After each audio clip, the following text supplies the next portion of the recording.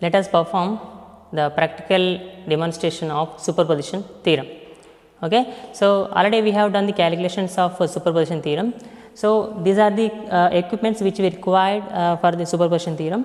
So, the first one is breadboard, and second one are resistors, components, and this is a regulator power supply. So, by using this power supply we are going to give the input supplies to the circuit, and this is ammeter which we are going to use to measure the current. Okay. So, by using connecting wires we are going to connect each and every component, okay, as per the circuit diagram. Okay. So, in this circuit diagram we are having 3 resistors and 2 voltage sources. Okay. So, 2 resistors are connected in T network, we are connecting like this. So, as I told you that here the vertical elements, vertical holes are connected together and horizontal are different one. Okay. Like that I am going to connect here. See, as per circuit I am connecting, the circuit. So, these are the like this. Now, the current where we are going to measure the current in the 3.3 kilo ohms resistor. So, in that resistor we are going to connect the ammeter in series with the 3.3 kilo ohm resistor. So, this is the ammeter I am going to connect in series. Okay. So, here positive indicates red indicates positive and black indicates negative one. Okay. I am going to connect here. So, for this one the 3.3 kilo ohms is a in series element. I am going to connect this ammeter in series with this ammeter. Okay, I am going to connect this ammeter in other hole, and so with this series I am going to connect it into the ground. Second end is going to be connected to the ground. Now, so this RPS I am going to vary this knob to vary the input voltage. So, here 2 inputs are there. These are the 2 inputs. So, these 2 inputs are given to the circuits. So, one is going to be one side V1, another is going to be V2 other side. Okay. So, this is input voltage of V1. So, I am going to connect it to the first end of the circuit, positive, and this negative one is ground is connected to the ground terminal, and again this is a V2 source, this is connected to the other side. So, red is connected to the main circuit, and black one red ground is connected to the ground element. Okay. Now, this is the connection of circuit with all the components. Okay. Now, just switch on the supply, be thorough with the connections, just switch on the supply. Okay. So, here I am going to vary this input voltage. So, here channel 1 is there, channel 2 is there. Channel 1 indicates input voltage V1 and channel 2 indicates input voltage V2.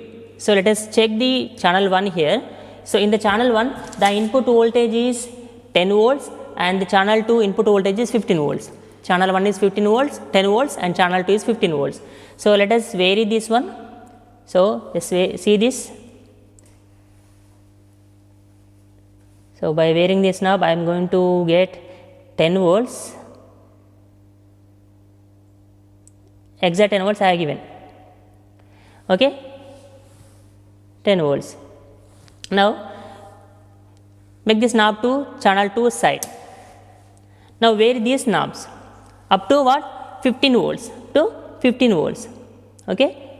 So, channel 2 is going to be 15 volts. You have to set according to this input voltage by varying these knobs.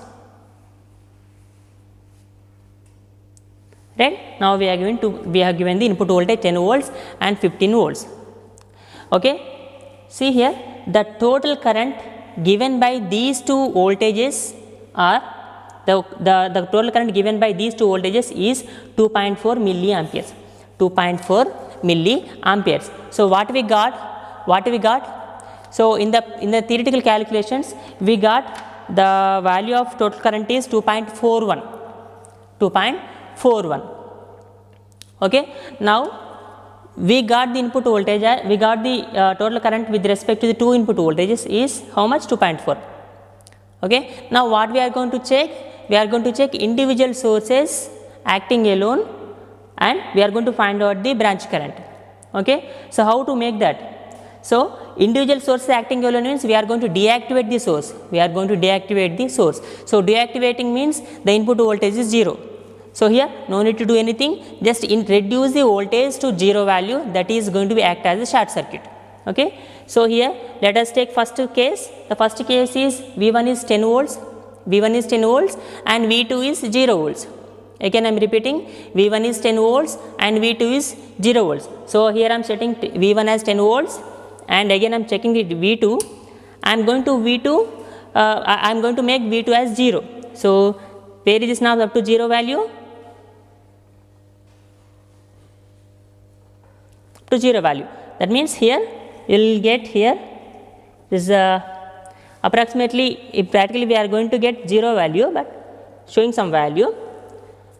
Let us take the V1 is 10 volts and V2 is 0 volts. So, what is the current here? 1.4 and 1.3 milliamperes current we got. Now, what we got in the first case? See here in the theoretical calculations we got 1.42, theoretical 1.42 we got. Okay. So, in practical also we got 1.3 milliamperes. So, the first case is proved. And coming to second case, just reverse the voltage sources.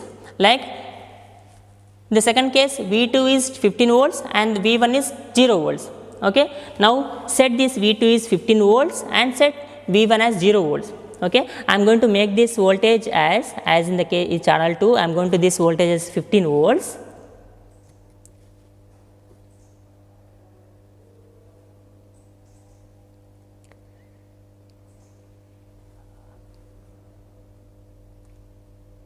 Just vary these knobs, we will get 15 volts. Okay.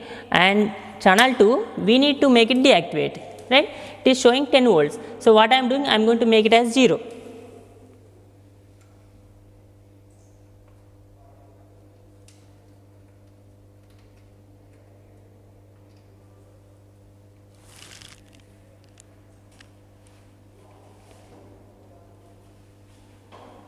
So, it is going to be 0,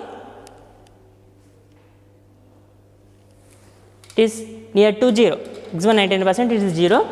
So, now let us check the current here. See the current 1.0 milliamperes we got, 1.0 milliamperes current we got. The second case what is the current? 1.0 amperes, milliamperes. So, in the calculations, theoretical calculations what we got here? 0.99 milliamperes, I2 got 0.99 milliamperes, 0.9 milliamperes. So, 0.99 and 19 are both are equal. So, in this way we can conclude that as per superposition theorem statement, to find out any branch current in a multi-source network, that branch current is equals to the current given by the individual sources acting alone. So, in that way also we can find out the total branch current in the given circuit by using the superposition theorem. Okay, in this way we can conclude the superposition theorem practical demonstration. Thank you.